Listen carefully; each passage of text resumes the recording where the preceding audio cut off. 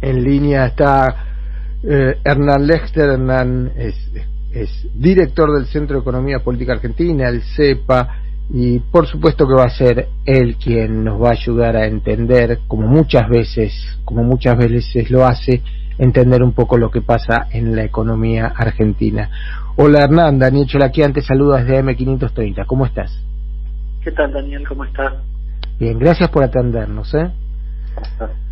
Hernán, se anuncian medidas que se expresan como un incentivo a las exportaciones, también se entienden como un intento de que los grupos exportadores liquiden sus dólares. Me gustaría que vos nos expliques un poco las medidas y cómo las analizás desde tu perspectiva.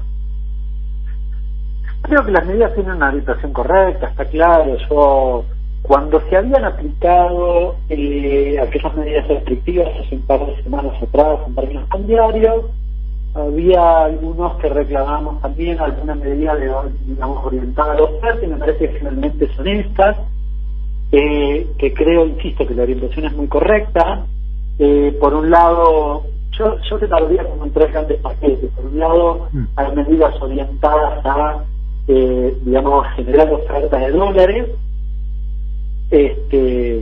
particularmente en el segmento de lo que tiene que ver con la liquidación de la cosecha de soja, que se estima, hablan de 7.000 millones, yo creo que es un poco menos, pero de todas formas tenés un número importante de dólares, básicamente en filobolsa, que deberían liquidar, que tenés en la liquidación de 2009 para acá, con lo cual allí tenés buena parte del problema de la posible solución, para ser más preciso, porque el problema está relacionado con otras cuestiones.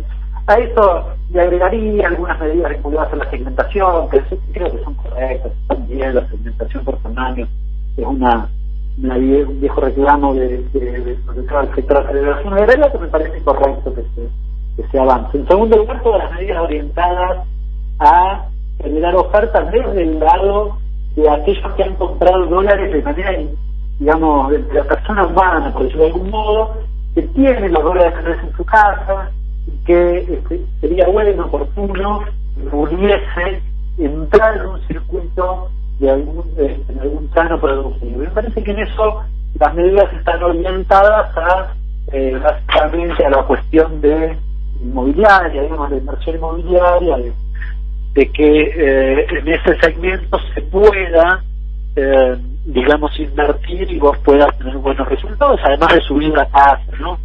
En términos generales para el pequeño inversor, y también para el grande, porque la verdad vale la pena mencionarlo. También se mejora la tasa de referencia de tasa del 19 al 24, con lo cual vas a tener licitaciones un poco más atractivas, se supone que al menos va a ser así.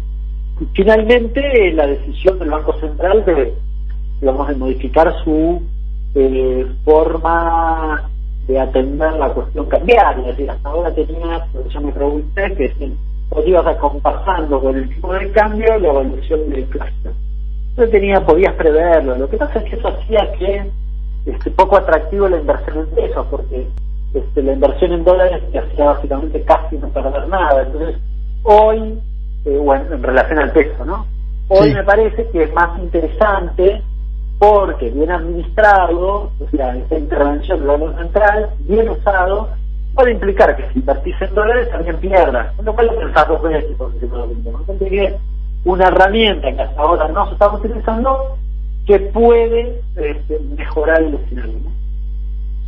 Hernán, de lo que vos decís, yo infiero, no sé si es correcto, que estas medidas vienen como a darle una integralidad a las medidas anteriores, que tienen que ver directamente con el mercado de cambio, esto con las restricciones del mercado de cambio directamente.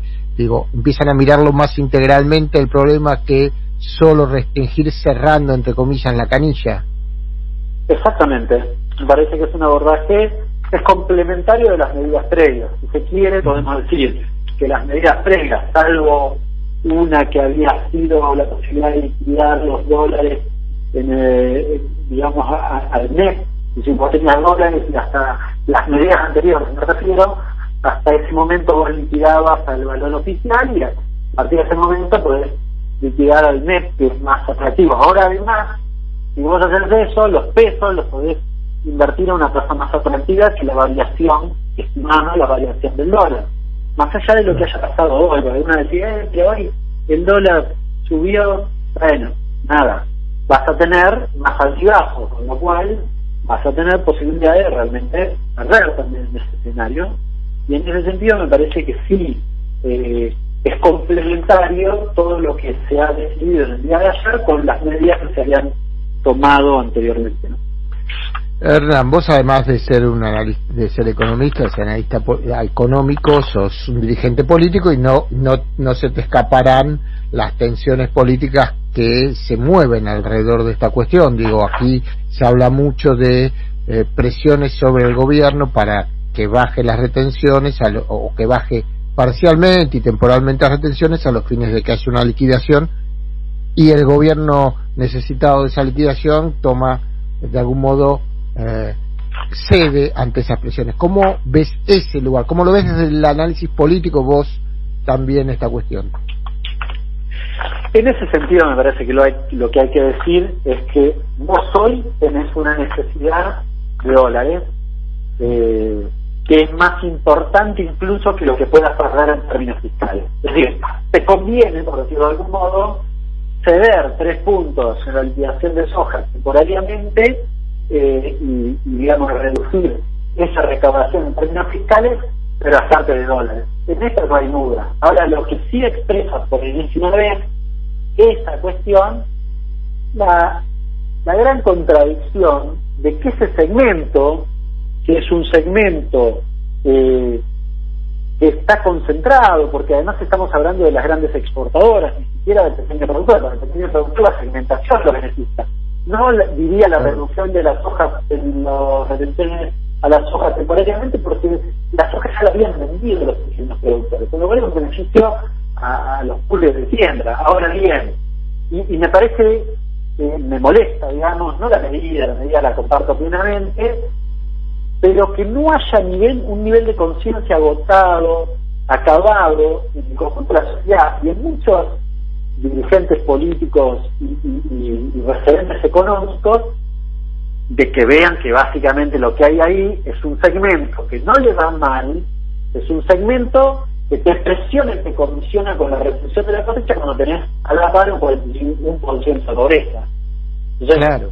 Bueno, más allá de la medida temporaria, que por cierto acompaño, me parece que en el debate público esto hay que decirlo, porque si no, de nuevo, se está leyendo mal.